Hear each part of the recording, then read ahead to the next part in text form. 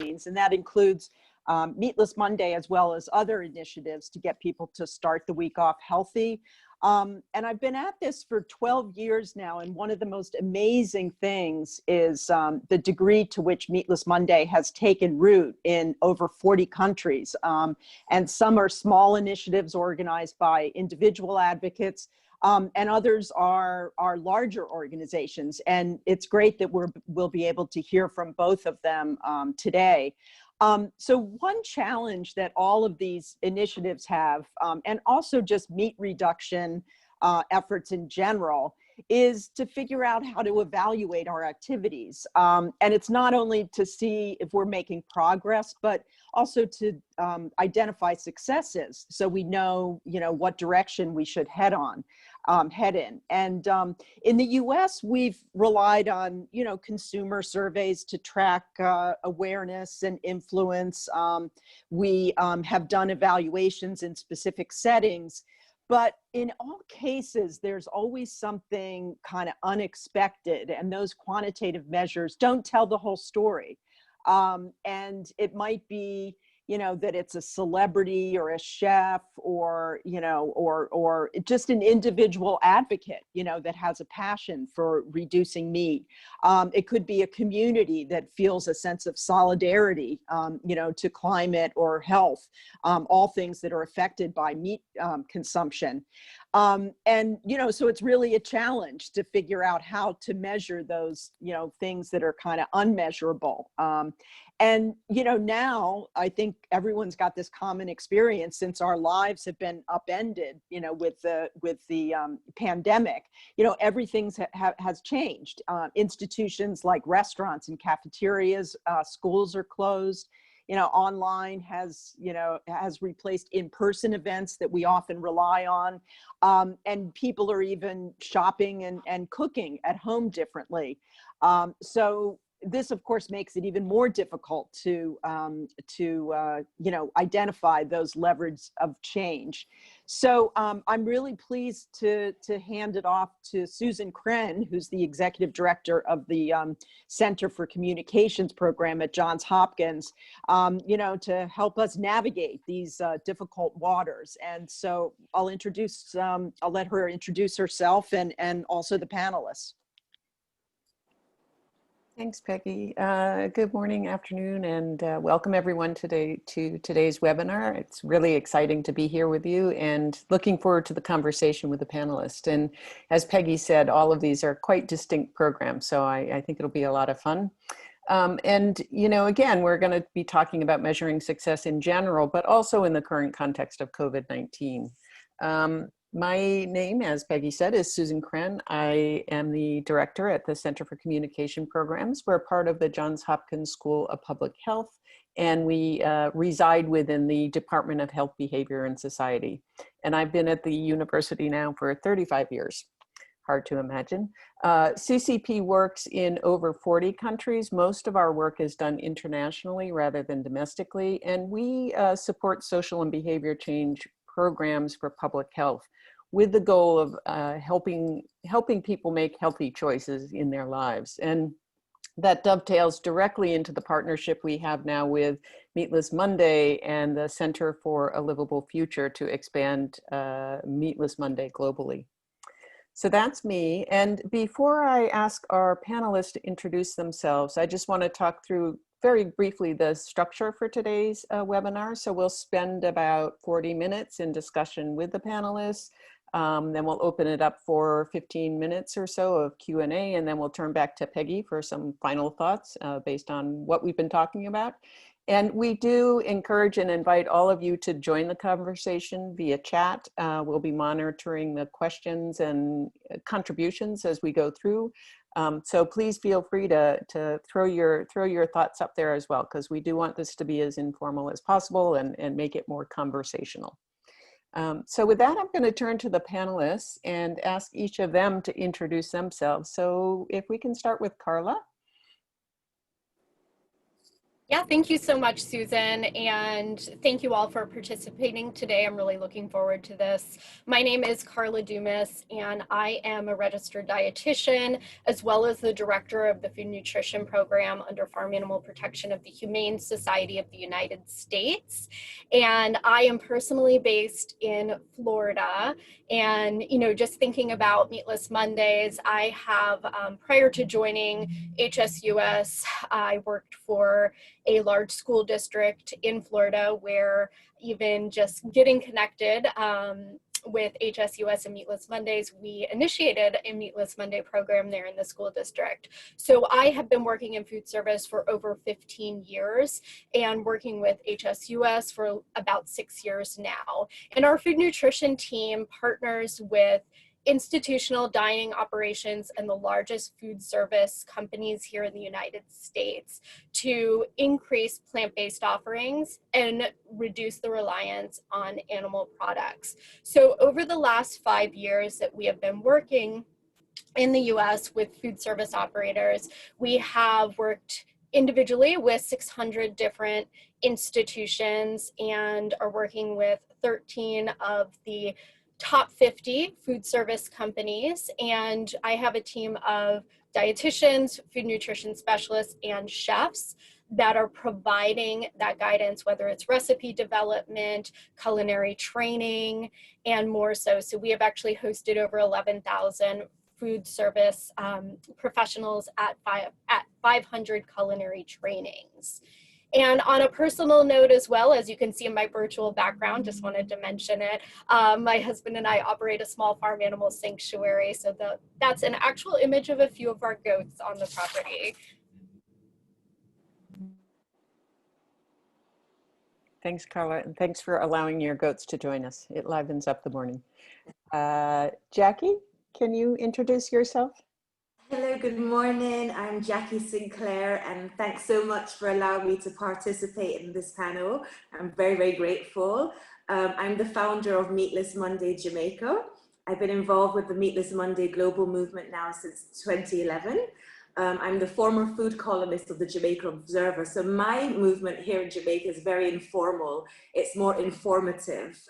So while I was the columnist for the Jamaica Observer, every week I made sure I had Meatless Monday recipes.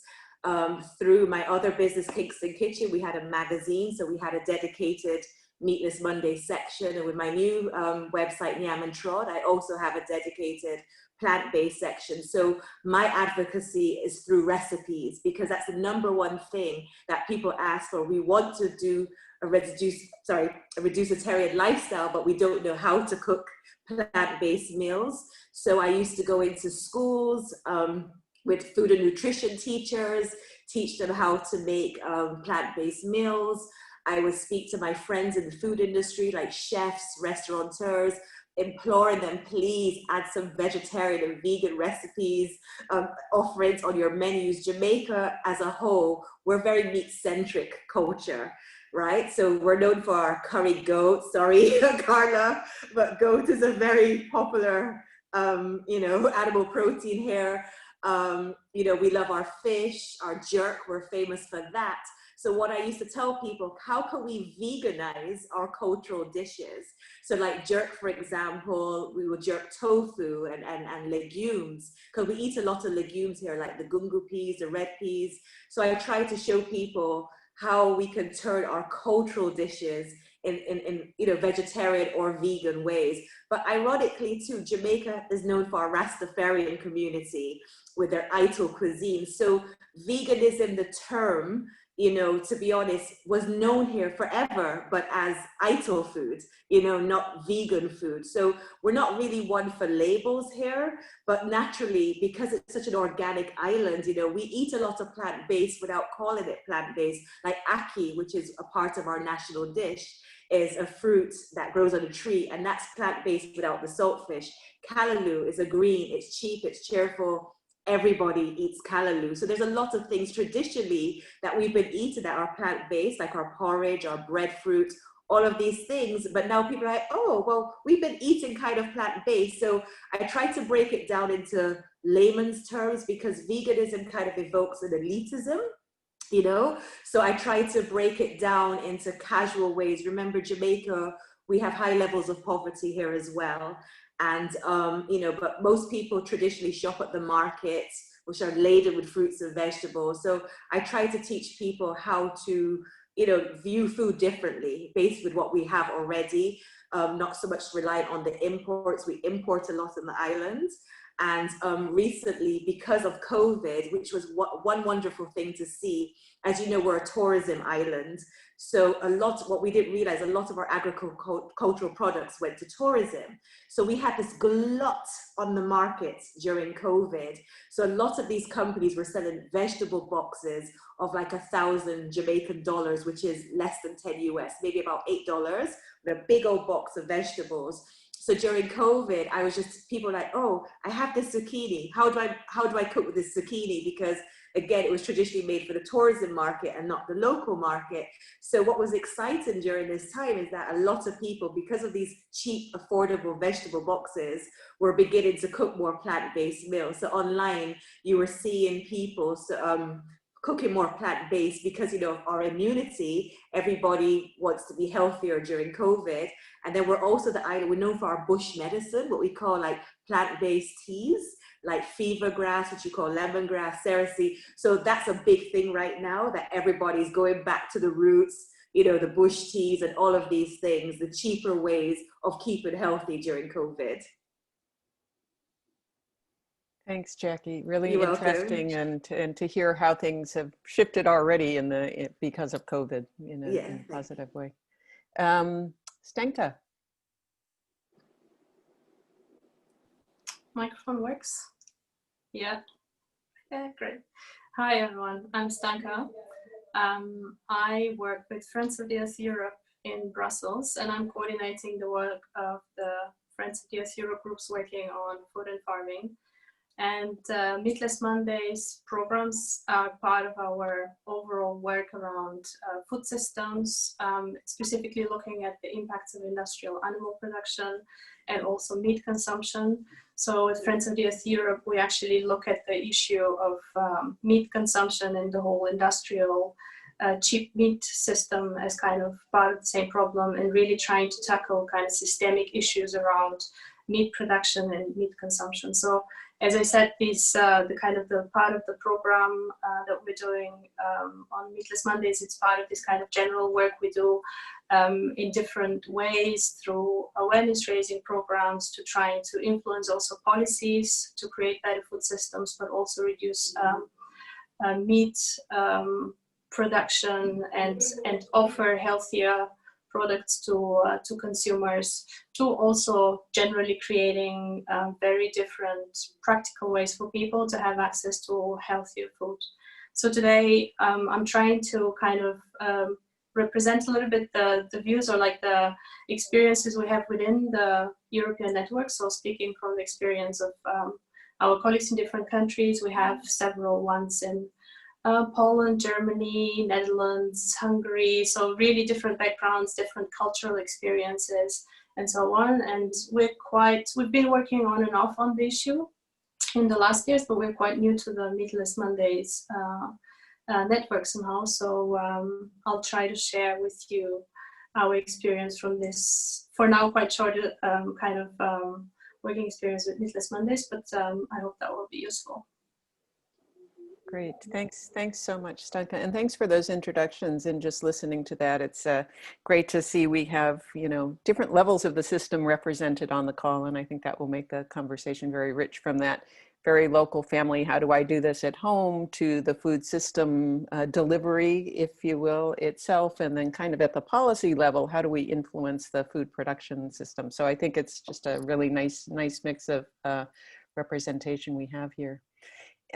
So let me just set the tone before we dive into the questions a little bit, thinking about this from the CCP perspective, and just saying that I think, like everybody else, all of our work underwent that seismic shift in March as everybody started working offsite, and both here in the US and around the world. And in Baltimore, where we work, we're about 200 here, and then we have a team of about 500 to 600 people in the field in over 40 countries. And like everybody else, we really had to adapt the way we do business in general, but specifically again around that measurement and monitoring. So typically in our work, when we are measuring our social and behavior change interventions, we're looking at issues like exposure to activities and communication, measurements around knowledge, attitudes, and of course practice. You know, has our work actually helped to shift what people are doing in their daily lives and the behaviors they're taking up? And this measurement structure is built into our programs through kind of monitoring program implementation and outputs, looking at quantitative surveys, Peggy mentioned those, service statistics, but also triangulated with qualitative data, again, to help us understand where people are and whether the changes are taking place in actual behaviors. So needless to say, much of what we once would have measured through household surveys or community events has had to shift online in digital data collection through SMS or smartphone platforms for some of the more qualitative inputs, pre-testing materials or gathering formative research. We've turned to things like WhatsApp groups or telephone interviews. So there have been a lot of adjustments in everything we do and all the ways we work, but again, specifically on the measurement side. And of course, some work we've just had to just postpone it. We just can't do it right now in the context of COVID. So I think before we go into kind of how has COVID shifted the work more fully, it would be great to hear from each of you a little bit about how do you look at your evaluation and how do you know when you're successful? What do you do? So maybe Stanka, we'll just turn to you first. We'll reverse order this time. Okay. Yeah, I can share some thoughts on this. So since I'm speaking again from experience in different countries, maybe it will be good to say that obviously the different work we're doing in different countries have very different backgrounds, very different awareness about the issues we're talking about, very different cultural or kind of historical experiences. So in our case, from our experience in the work we've been doing now in the different countries, we need to see a little bit what are the objectives that we set ourselves with the Meatless Mondays programs. And for some of the countries which are part of this program, there's no awareness about the problems of the fact that high meat consumption is a problem, the way how meat is being produced and so on. So our objective in this case has been really to actually start with awareness raising programs. And this is the case in several kind of Central Eastern European countries where this awareness is still not existing.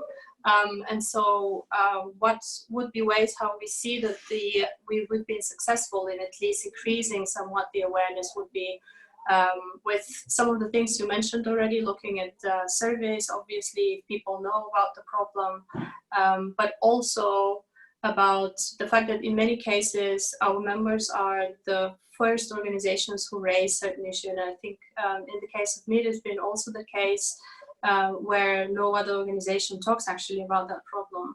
And so the fact that other organizations start talking about the issue, the fact that there is a real media attention about the problem, the fact that there is maybe more people attending some of our physical events we are organizing, and really starting kind of active discussions within different groups has been for us a way how we measure success in this case where again kind of awareness it's really low. And if I go, so obviously there are different situations in different countries, but if I go from this very kind of low level of awareness to the situation where in some countries like Germany, if I'm thinking, or the Netherlands, the awareness about the problem is really high, then the objectives we set ourselves are connected to changing policies on one side, but also to really having people changing their behavior. And so in many of the cases in our situation, we would look at, is there already proposals or at all existing legislation which would either encourage people to be moving towards kind of healthier plant-based diets, or legislation to actually reduce the consumption of meat. And at the moment, in the European context, there are big discussions about meat tax.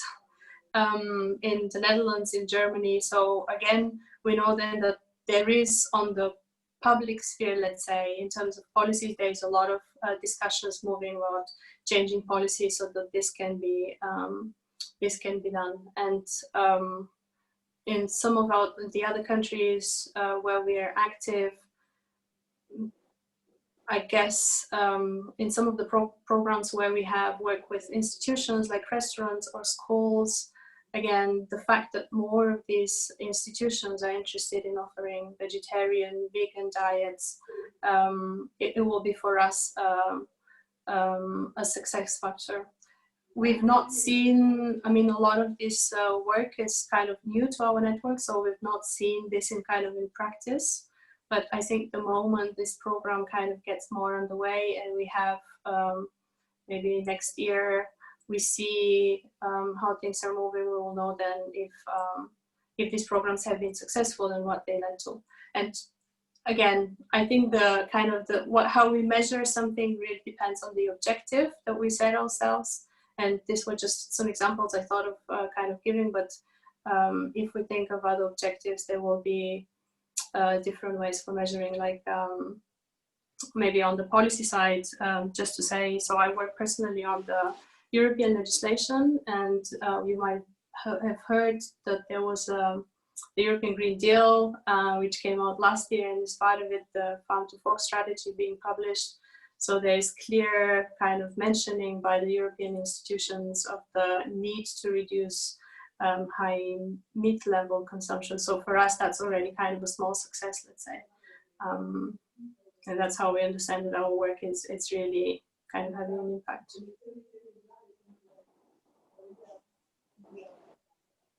Thanks for that, Stanka. Really interesting. I have some follow-up thoughts on that already, but let me turn to Jackie.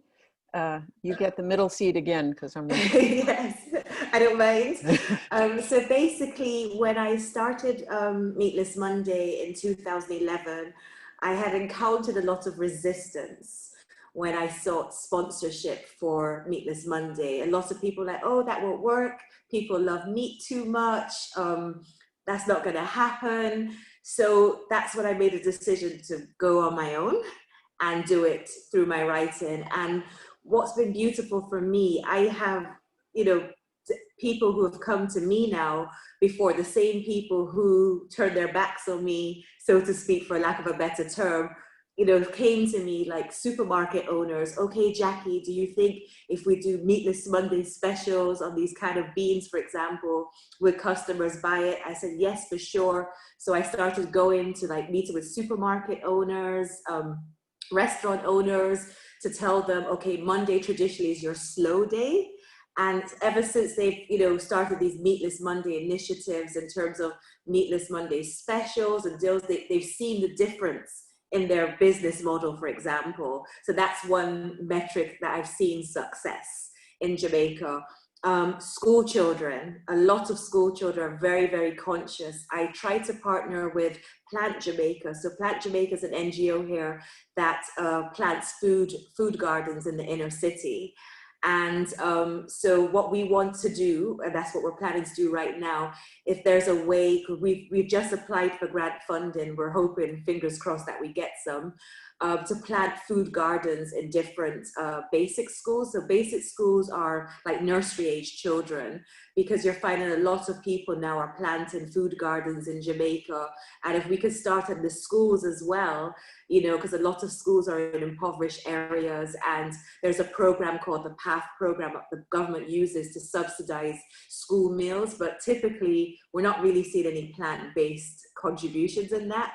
And that's something that we would like to do, where that plant-based is also, amongst these food offerings, because some of the problem here, again, because, there's a lot of people who are struggling, even before COVID, we're a developing nation, we're getting better off, obviously, but a lot of people are reliant on tinned foods, like tinned fish items, for example, tinned corned beef, etc. So I'm trying to get people away from these processed foods to say, look at your garden, you've got the breadfruit, you've got the ackee, eat more of those things, they're cheap on your pocket, they're better for your health. Here we have a problem of diabetes. and chronic hypertension and certain cancers, which are based to our lifestyle. But we have a very progressive Minister of Agriculture here. And I've had a couple meetings with him. He started the Jamaica Moves, getting people exercising. So because we just had an election, and so he said to me, let's talk again, because we want to speak about, you know, in terms of doing a nutrition, like telling people what to eat. I know the Ministry of Agriculture here as well. They've teamed up with some nutritionists as well. That's another area, because again, historically, agriculture was our mainstay in this country before tourism took over. With COVID, people have seen that, okay, tourism, as much as we love it, we can't just solely depend, because, you know, when the borders are closed, tourism numbers have driven down, and then we have these gluts of vegetables. So they're trying to encourage more agriculture in this country as well. I recently spoke to the headmaster of the agricultural school here as well, to go in, and when school goes back to quote unquote normal, or probably an online talk with the students about agriculture and nutrition in this country. So, you know, so there is definitely more an awareness compared to 9 years ago when I started and I got resistance. Now there are people like big corporations here now, lots of food companies on social media, they're having the same ones who said to me, oh, it would work. They're the ones posting, okay, this week for Meatless Monday. So on social media, I'm on Instagram, so I use hashtags to kind of measure, and I've seen the increase in Meatless Monday hashtags, you know, in terms of, so that's kind of my metric, you know, see how to measure in terms of people saying, oh, I eat more plant-based. I'm incorporating, I see people cooking more, asking for more recipes, going back to nature, what we have. We are so blessed. So now we're learning that we need to take advantage. We're a small island state. We feel the effects of climate change here. You know, we had this prolonged drought. You know, we were having water lock-offs, etc. Now we're having heavy rains. It's the rainy season. The temperatures are getting hotter. So I like to push the less meat, less heat. We don't have the type of industrial meat complex that you have in, you know, in wealthier countries. Obviously, chicken is our main protein in Jamaica. We have a lot of chicken farms, so they tend to be a bit more organic than what we see happening overseas. But people are definitely eating less meat. They're now interested, whereas before they were resistant. I've seen people are more open to you know, exploring meat-based. So a lot of people, there's a church here called the Seventh-day Adventists. They tend to be mostly plant-based as well. They're the fastest growing Christian church on the island, and they promote plant-based cuisine. So a lot of their members have converted from meat eaters to plant-based. A lot of, as I mentioned earlier, the Rastafarian community, a very popular, a well-loved community. They have the Untitled cuisine. We have a lot of new chefs now, vegan chefs, vegetarian chefs, who are just as popular as the traditional chefs. They're promoting meat. So it's a very exciting time in Jamaica for plant-based food. And like I said, again, unlike formal policy that you have overseas, it's more of an informal movement here. But now I hear people say Meatless Monday. Meatless Monday is no longer strange. Or people say, boy, I can't do Meatless Monday, you know, Miss Jackie, but I do it on a Wednesday. I have a Meatless Wednesday or a Meatless Saturday. So people, and a lot of people want to shift towards flexitarianism. And I'm finding, like myself, I'm a practicing flexitarian. I'm finding that's the middle ground. A lot of people may not commit right away to veganism per se, but flexitarianism is like the gateway to plant-based. So people are having plant-based days, and it's very common now. You know, so I'm seeing a change in the literature. I'm seeing a shift in the way people are eating as like a conscious movement, and I love that. So that's, you know, where we're at, because unfortunately, as I mentioned to Dana and Peggy, Meatless Monday Jamaica itself, I had to suspend last year due to lack of funding, because I've been doing it all out of pocket. You know, me and my mother, when she was alive, we would go to schools, churches, do whatnot. But I'm seeking funding now, and I'm hoping that this partnership with Plant Jamaica comes true, so we can, you know, start the food gardens, you know, around the place. So I'm, you know, positive thoughts on that. But this is, you know, because that's why I said to you earlier, I can't probably come from a scientific point of view, but more of a colloquial, everyday point of view. Well, and all of those things, I think, are things that we all measure. So you may, you know, it may be a little bit different in terms of how you think about it, but those are some of the same things, I think, indicators that we're all looking at in our programs. So yeah, Thank you. great. Thanks, Jackie. And I think, Carla, we'll turn to you next. Yeah, thank you, Susan. So when thinking about how we determine success with the Humane Society of the United States, the number one question that we ask ourselves are we reducing the demand for animal products? So our number one focus is reducing the number of animals that are raised and killed for food. And we found that to do that, we must focus on policy change in the US with the largest food service companies throughout the United States. We have a team of around 20 people, and thinking about how best to use our limited resources, staff time, and being most efficiently really targeting and working with the largest food service companies. And when we determine our success as a team, we're working hard to set specific data-driven goals. So just sharing with you, our current goal that we had actually developed last year, and it's incremental in this way, is that by 2025, half of all menu offerings within institutional food service here in the United States will be plant-based. We know this is audacious, but based on the data that we have seen so far and what we're doing, we feel like this is something that is achievable. And these figures are founded on plant-based menu offerings, which is different from the actual sales data and take rate in that way.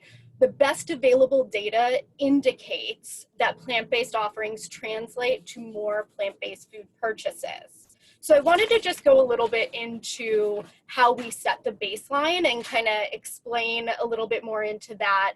So the United States Department of Agriculture estimates that 15% of the meat, eggs, and dairy that is part of the US goes to the food service industry.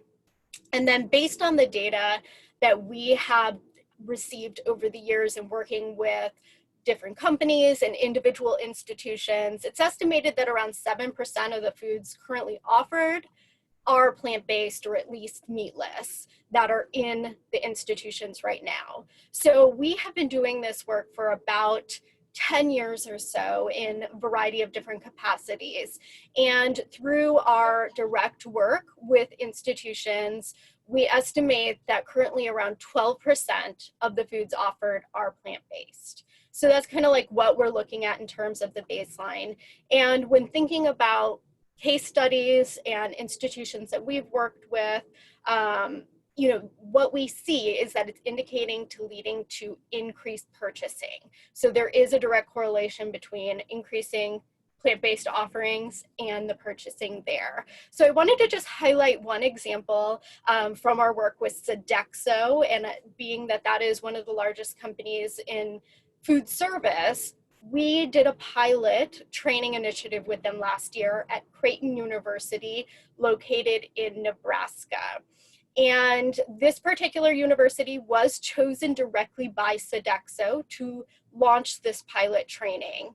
And they felt it would be a true test given that Creighton University at the time served 0 plant-based offerings before working with us.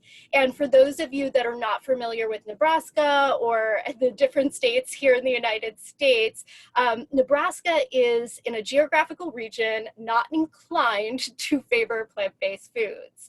Highly agricultural state there as well for animal products. And through the HSUS initiative and that pilot program, the university increased meal offerings from 0% to 20% plant-based. And just by increasing that 20% plant-based, Creighton University reported 40% of meals purchased being plant-based there. So we saw a huge increase. And some of you might also be familiar with the study from the University of Cambridge that concluded offering extra plant-based meals in dining halls increases plant-based purchasing. And they found that increasing the plant-based offerings actually increased sales by over 78%. So, you know, during our partnership and continued work with food service companies, we are making it a priority to gather more purchasing and serving data to fine-tune our analysis even further.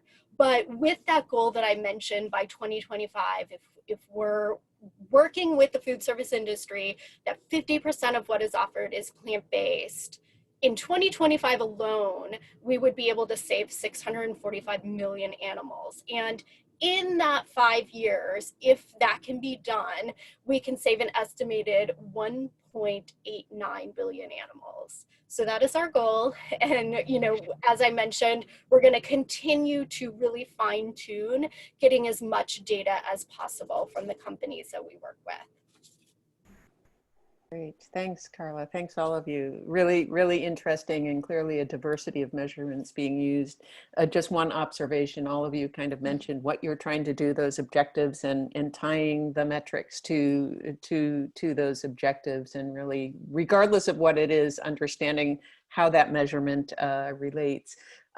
In addition to just kind of having the numbers and the hard data driving this, you know, what I also heard is there's areas that you're all working in that's a little bit more nuanced. So whether you're trying to shift policy, get new legislation in, that tax, or forming partnerships, there's a lot of other stuff that it's harder to do by numbers. So I think, you know, this is an area that CCP has actually struggled with. And on one project, we've kind of built out a measurement process for how do you measure advocacy, because it's not as clear cut as some of the other ones. So it's just kind of an observation.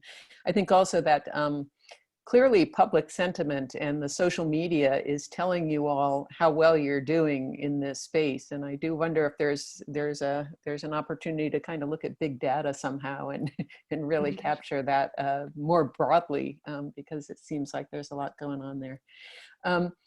Networks, partnerships are the other ones, and just kind of curious, as you look at your measurement, do you measure those things as well, like the numbers of partnerships coming in, or the networks that have joined, and just kind of how are you looking at some of this more ambiguous measurement? How do you capture it? Do you have a framework? I mean, it's hard. I think I just want to probe and see what you all are doing, because I know it's not easy. Well, I think for me, it's just on the recipe side. Lots of big companies of late, because I do recipe development on this side, and I would say, even though I haven't counted them, but I realized there's this trend that most of the recipes I have been developing for companies now have shifted to plant-based versus animal protein-based, because it was very animal protein-based in the beginning. But I would say the vast majority of projects I get now are plant-based, especially in particular with legumes, you know, pulses, which is fantastic because they're so good for the climate, to eat more legumes. And I'm finding that I'm developing way more recipes in that direction at the moment compared to a few years ago. So I think that's a shift that I can see based on the assignments that I receive. I know it's very basic, but it's very telling, that the shift in the mentality. So that's something exciting to see. How about others? How do you actually track, you know, all of those kind of more anecdotal things? Just because they do add up. They add up to a big story. And just curious, for the Meatless Monday Europe, Carla, how do you look at the advocacy efforts and track that? Oh, maybe I can. Yeah. I can come in.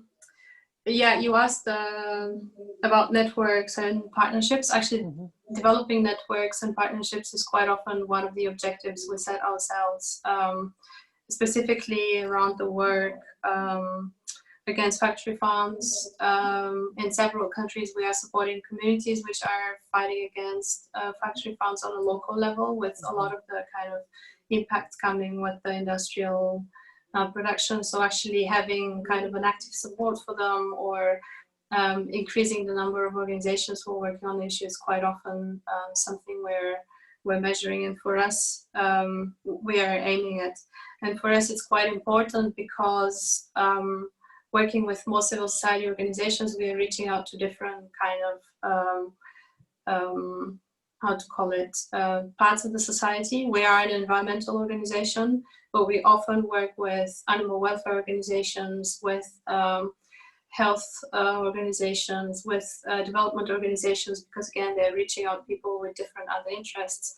And then we believe that really by collaborating with them, on one side, we're kind of supporting each other's messages. We're stronger when it comes to advocacy, and we're really kind of having a much stronger voice towards policymakers. Yes, in the last years, I think we've been doing quite a lot of this coalition networking work, and we can see that several other organizations which previously wouldn't have worked on the issue, by this collaboration, because they're maybe not an expert, because they feel they don't have enough information, by being included in some of these conversations, they pick it up and start being more active on it. And then specifically about your question on the unexpected changes, actually we're trying to develop now some kind of a mechanism to track those together with the Johns Hopkins and with some of the colleagues who are on the call. And the way how we're trying to do it is not really measuring, as you said, the numbers, but really kind of leaving a space for the partners in the project to reflect a little bit on some of the work that has been happening and what it led to. And again, there is nothing concrete I can mention from the current program, but what we had in the past, for example, is that we have an awareness raising program, not at all anything related to policy or advocacy, but the awareness raising work has led to politicians contacting us and wanting to have a discussion with us. It's something which is like it's not been the objective of our work directly, but indirectly it had led to some of these conversations, or other organizations have come to us and said, we want to work with you on this issue. So all these kind of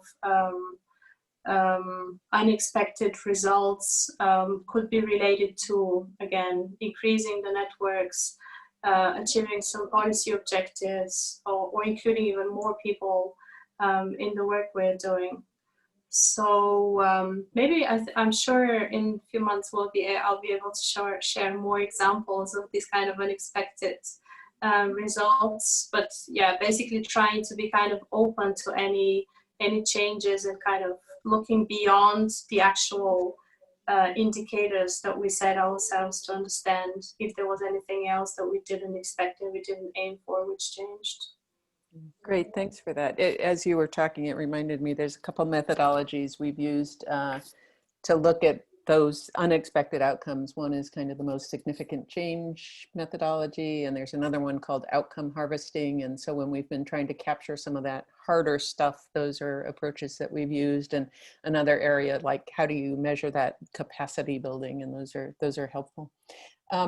We have a few minutes left, and I want to shift a little bit to thinking about how in your current work has COVID really impacted what you're doing, and again, you know, looking at how you're measuring things. So just kind of thinking a little bit more specifically about our current context, yeah, and how we're all managing through that, or has it affected, you know, the way you're working?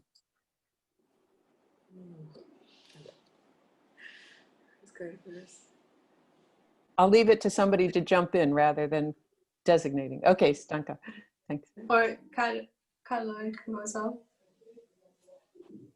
Stanka Okay. and Carla. Okay. Yeah, maybe I can share some of our experiences. So obviously, as I said, a lot of the work we're doing is being affected, as you said as well, because it's a kind of face-to-face physical meetings, awareness raising, but also mobilizations for a lot of the members we have and ourselves. So this is something which obviously has been impacted a lot. We've been not able to meet physically, and we had we needed a bit of time to also rethink how, for example, we can do cooking classes. In some of the cases, our colleagues are doing cooking classes. It's physically not possible. How do we do it? And so we started exploring online events and possibilities, as all of us do. So we were actually quite surprised that with online events, we've been able to reach out to many more people than we would with physical events, and that people are not even reluctant to participate in an online cooking class. We had an example where an online cooking class has happened, and people were happy to participate in it. The other thing which changed, obviously, is kind of moved towards more kind of social media.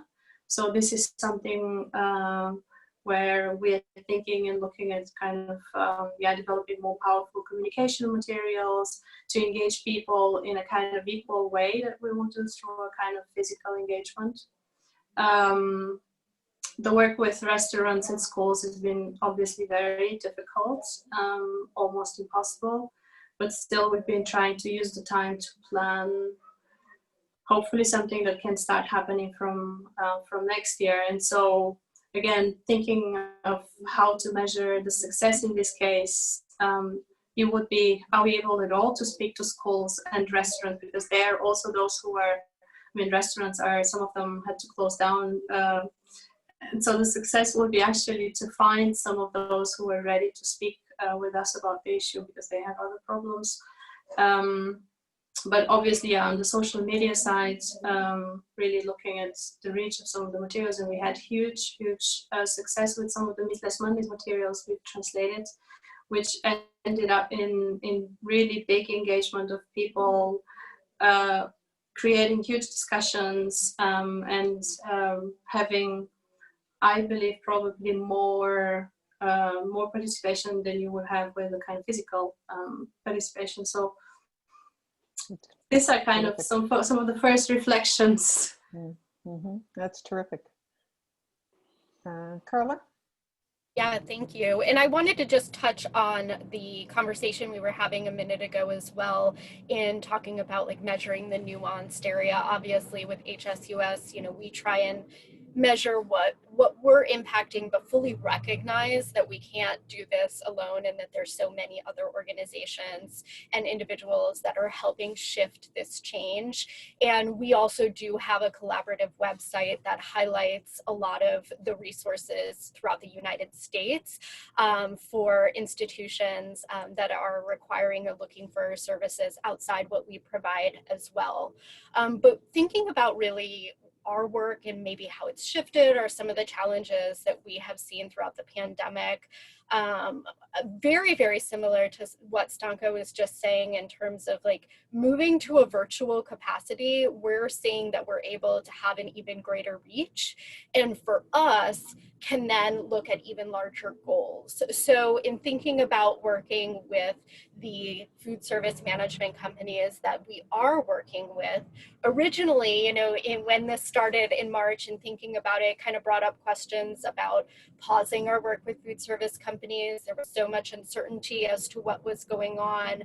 But what I can tell you in working with the companies themselves, we've found that in many ways we are busier than ever when it comes to this. And knowing that there's many factors that play into it, but one of the factors that we think is playing a really significant part here is the disruption in the meat supply chain. So most of the companies that we're working with have come to the conclusion, whether it's from a health perspective or more importantly, addressing climate change and looking at that and recognizing that food purchases and those practices play into that, but the disruption in the supply chain has created an even more timely adjustment. So they're actively looking to identify how to diversify proteins and use this period where maybe some of the schools are not functioning at a capacity they had been, but taking this time now to put those practices and those plans in place so that when they are fully operating, these changes will be ready to go. So we're in a lot of that work right now with companies. We just launched a few months ago virtual culinary training where we're working with chefs and food service directors. And the nice thing about what we're finding in a virtual world is that we can have food service directors from Maine, from California, from Florida together in one training, where before we had been doing in person. So I think this has brought about challenges, but really brought about a lot of really unique opportunities for us to move forward on a greater scale. Yeah, I just have to say it's fascinating how much positiveness has come out of all of the challenges that we've all had with COVID. So it's just really fascinating and inspiring to hear that, you know, everybody's making the most of it, and it's showing us different ways of doing things that may even be better. So that's terrific. We're about time now, and Jackie, I just want to say we did hear from you already about some of the changes that have occurred in your environment. So not to gloss over that, because I think you already highlighted some great examples in the Jamaica context. But I did want to open it up for questions to the participants and just see if there are any questions people want to ask the panelists. Yeah, so let me pause for a minute and just open up the mic.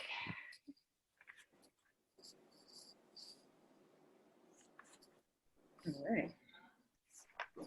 Thank you, Susan. Yes, so we are monitoring the chat, and if you have any questions for our panelists, please do send them in. You can send them into the chat or into the question and answer box.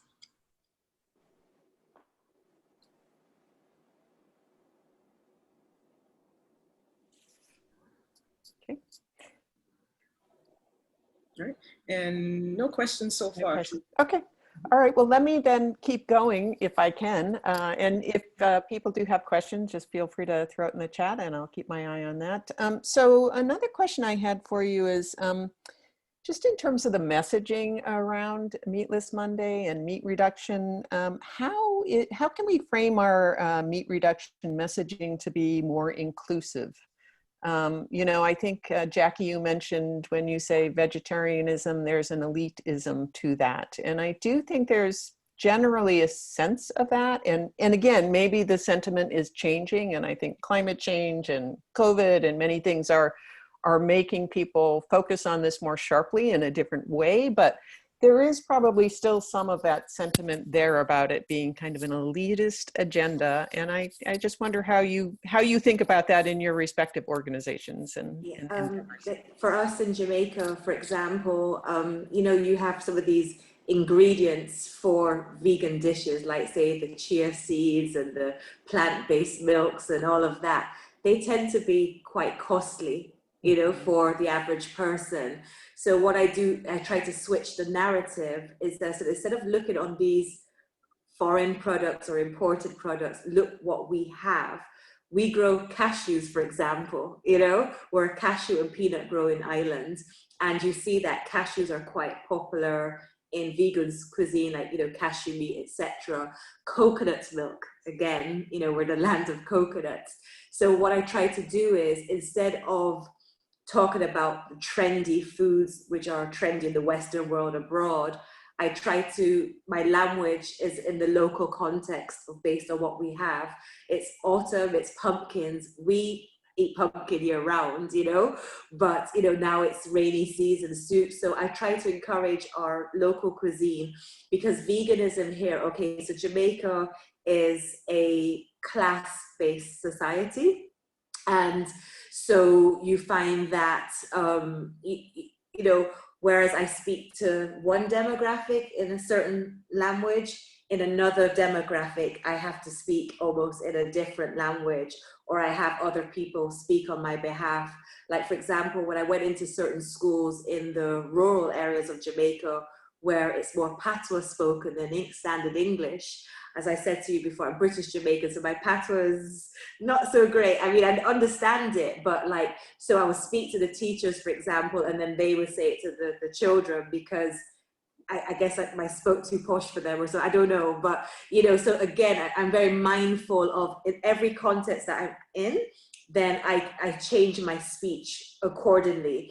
Likewise, when I'm with quote unquote uptown people, which are more the middle and upper class, then I could discuss everything because they can afford to buy, you know, almond milk and chia seeds and seaweed powder and all these things, you know what I mean? Whereas if I went to a more countryside version, we have a seaweed, for example, called Irish mush, which is in the Caribbean Sea. So I'll tell them, okay, well, you don't have to buy this kelp powder, just use your Irish mush from the sea, you know, from your local person. So, so that's how I try to make it down to earth in terms of the whichever segment I'm amongst, you know, because as a developing country, again, we have different challenges than say if I was back in the UK or Paris where I used to live for many years, you know, the conversations would be different. So I have to be very mindful in my approach and make it seem more approachable, especially now. Sometimes vegetables can be very expensive here based on climatic conditions. If we've suffered a hurricane or a drought, for example, there's lots of fluctuations. So I try to see what is readily available during that time. And then I try to tell people, okay, well, you could use this X, Y, Z methods to use this product, which is available right now. So that, and I think because of the inclusivity of language, that has made it less intimidating for people. Because that's another thing too.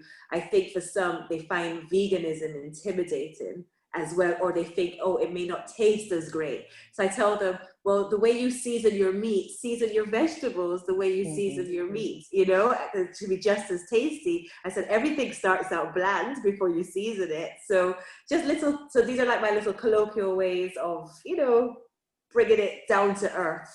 And I think that has helped a lot. The language, especially in a class-based society like Jamaica. You have to be so careful who, you know, so everybody feels included. Yeah, that's terrific. And again, you're just reminding how important context is, and context in that messaging is just absolutely critical. Carla or Stanka, did you want to weigh in on that?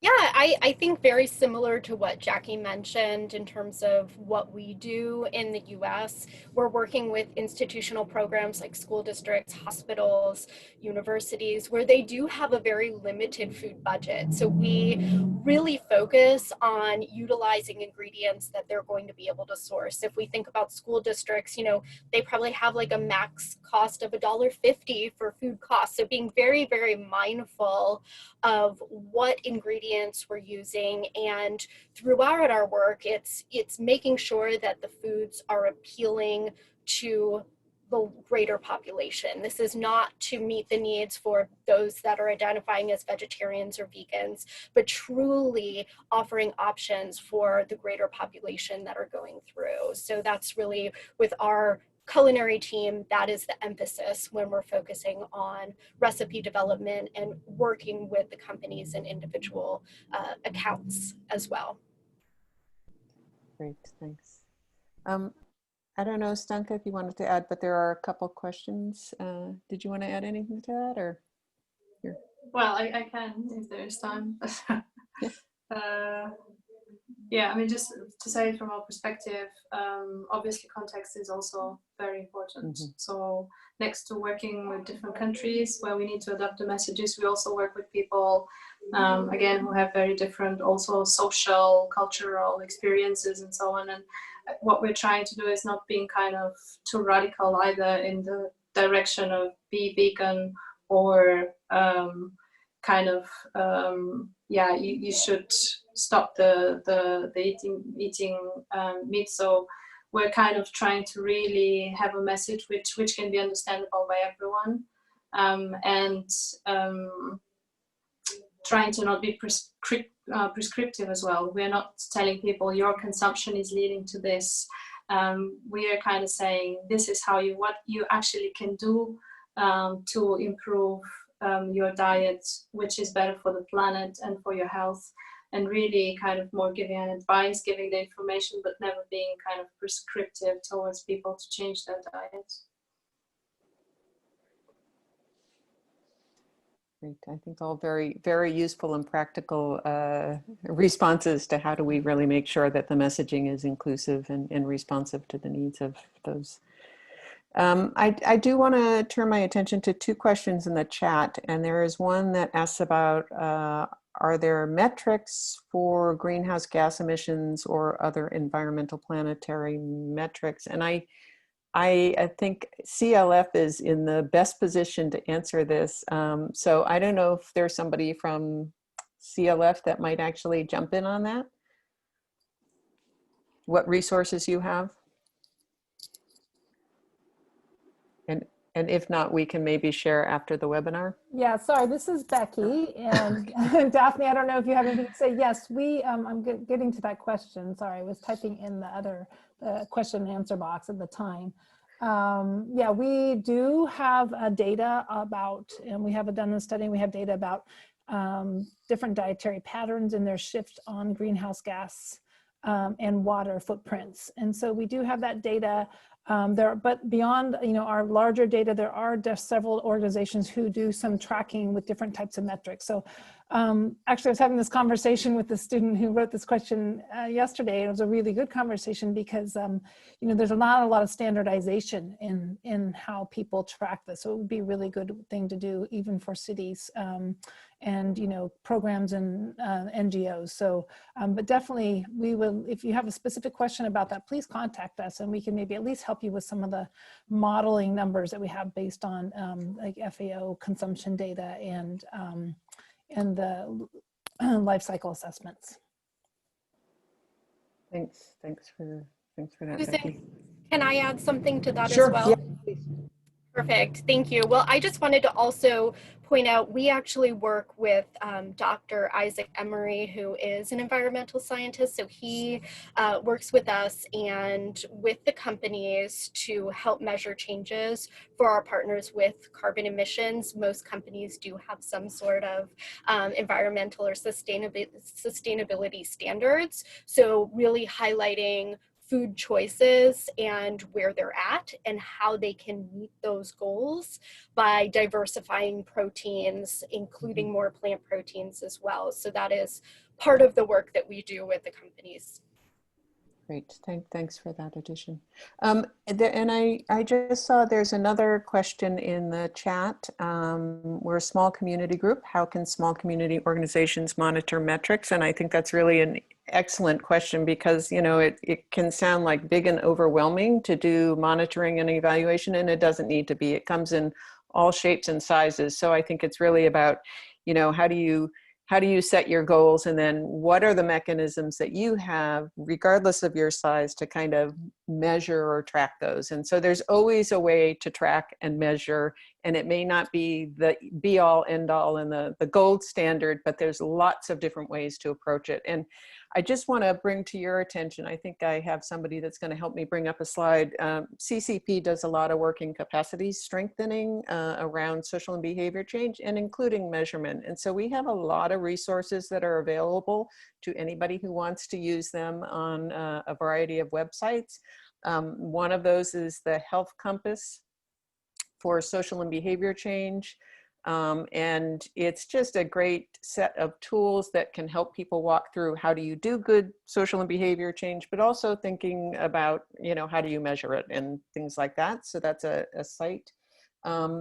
The other two here, one is the COVID network. If you are getting into work on communicating about COVID, which it's hard to imagine anybody is not doing something around that now, we also have something called the COVID-19 Communication Network, which has, again, a lot of interesting resources and tools, including a synthesized message guide that is updated based on WHO and CDC language as that updates, as well as some others. And then I did just want to point out in the top left, we also have been working on pulling together data visualization around perceptions and knowledge, attitudes, practices on COVID-related behaviors themselves. So what are people doing to protect themselves? So just to say, there's a lot of resources available through CCP, and I encourage you to kind of explore and see if you can find what might help you in terms of thinking about the measurement. And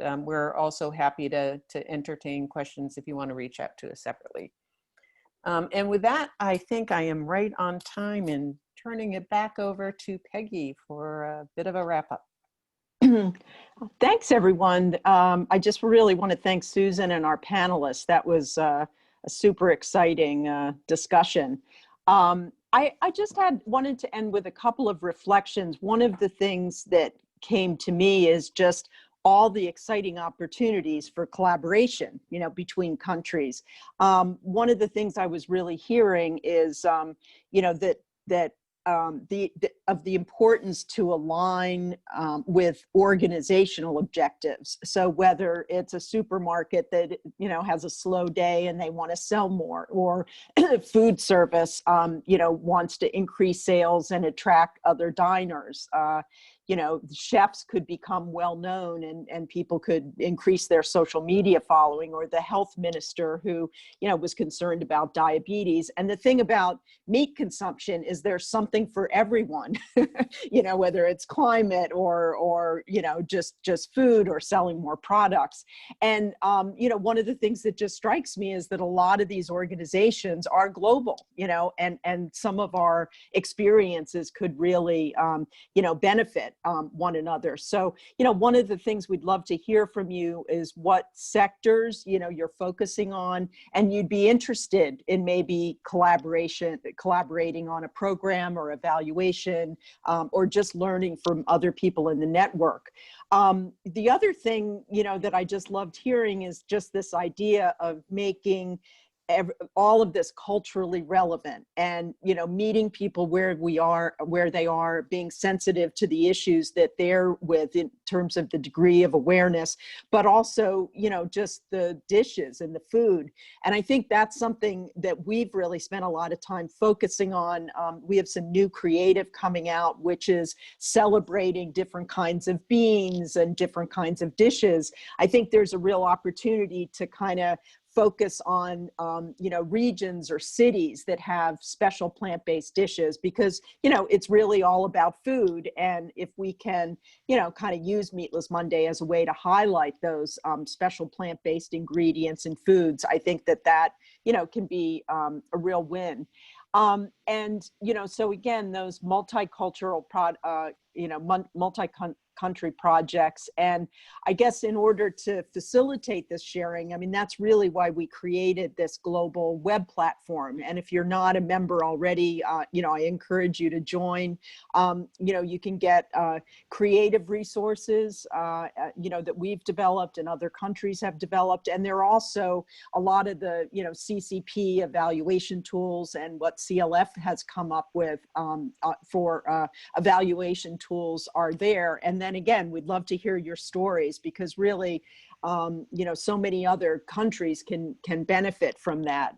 I'm just trying to think, I also wanted to, you know, in addition to those reflections, direct you maybe to some resources.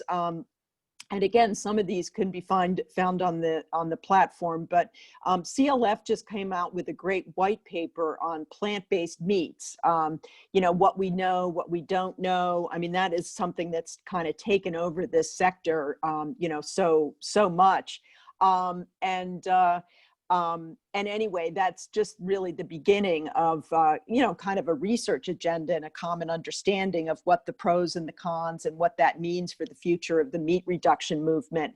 And we also, and again, trying to support, you know, efforts to make meat reduction relevant to what's going on in COVID-19. We're going to come out with a series of creative resources developed with Johns Hopkins about the immunity boosting property of fruits and vegetables. So I think that will be important, you know, to kind of making meat reduction even more relevant. And so now I think we have a screen share of the global community website. And Becky, would you like to say anything about that, or any of the resources on it? Daphne, do you want to talk? No, that's yes. Okay, that's fine. That's go ahead.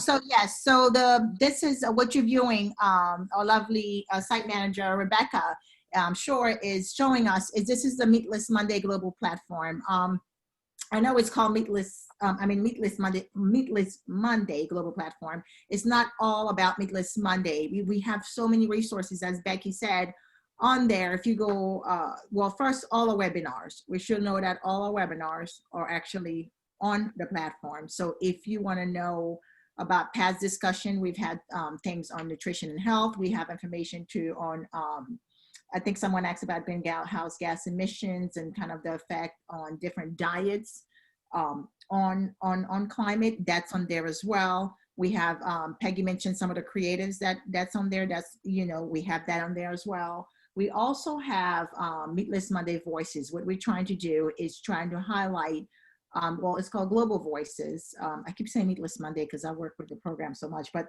it's Global Voices. It's really everyone around the globe who, you know, have whatever they're trying to do in the meat reduction space and nutrition and health. So we're trying to highlight them as well. We had a registered dietitian, Mary Purdy. We've actually had someone from the Good Food Institute. We have a lot of individuals. So if you want to be part of this, I actually welcome you to join and to actually contact us if you want to be highlighted, or your organization, you want to highlight some of the work that you've done, whether it's in the advocacy space or in the education space, or just climate change, or if you have an event that you want everyone to know about. So this website is there for you so you can connect with other individuals that are doing the work. So I won't kind of, I think that's the time we have, but please, you know, if you have the time, it take maybe about 2 minutes, trying to join the group, you know, to see who's out there, who's doing the work. We are going to post this webinar as well on that platform. So if you want to share it with some of your colleagues, it will be here as well. And I will email it as well to all the individuals that registered for this. Thanks very much, Amber. And again, please reach out and let us know, you know, if there are any other topic areas, future webinars that you'd like us to cover. Our team is at the Meatless Monday campaign, and Johns Hopkins is really here to support and help you. So reach out and give us suggestions on what we can be doing. And with that, I think I'll close it out. We're almost, we have 2 minutes left, I guess. So I don't know if there are any closing thoughts from our panelist or Susan. And anything else anyone would want to add to close us off? I think Jackie. Oh, I just want to wish you all a happy World Vegetarian Day. That's all.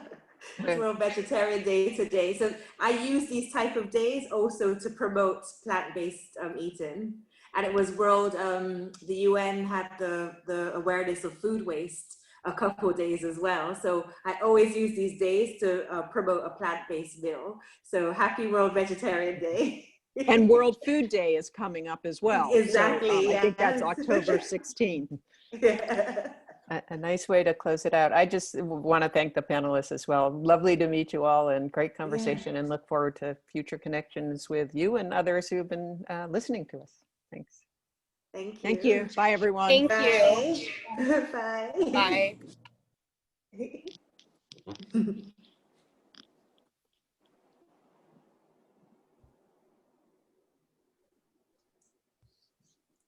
Bye.